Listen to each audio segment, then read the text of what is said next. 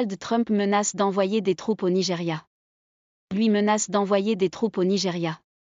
Sur les réseaux sociaux, Donald Trump prévient qu'il pourrait ordonner une intervention militaire si, je cite, les massacres de chrétiens par des terroristes islamistes se poursuivent dans le pays.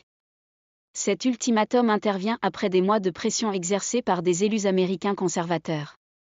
Le président américain accuse donc le Nigeria de tolérer les meurtres de chrétiens. Est-ce que ces déclarations, ces accusations, reflètent la réalité du terrain?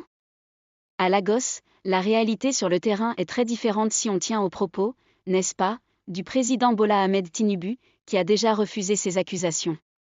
Au Nigeria, dans le nord et précisément dans le nord-est et le centre, cela fait plus d'une décennie qu'il y a des attaques entre les djihadistes et les habitants de cette partie du pays. C'est vrai qu'il y a plusieurs groupes et ce sont des menaces, qui relèvent de plusieurs volets. Souvent, on retrouve des djihadistes qui s'attaquent aux chrétiens, mais la plupart du temps, ce sont aussi des djihadistes qui s'attaquent aux agriculteurs dans les champs. Raison pour laquelle l'agriculture est fortement menacée dans le nord du Nigeria. Également, les djihadistes s'attaquent aussi aux musulmans.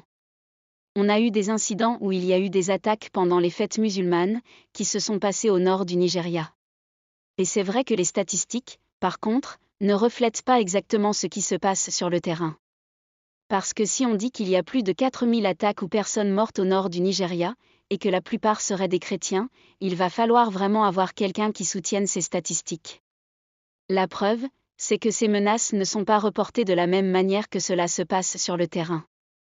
Ce sont des insécurités et des menaces qui ont plusieurs volets dans le nord du Nigeria. Les chrétiens se sentent menacés, les musulmans aussi. Mais pour le président Bola Ahmed Tinubu, tout le monde a la liberté d'adoration au Nigeria, que ce soit dans le nord ou dans le sud, qu'on soit musulman ou chrétien.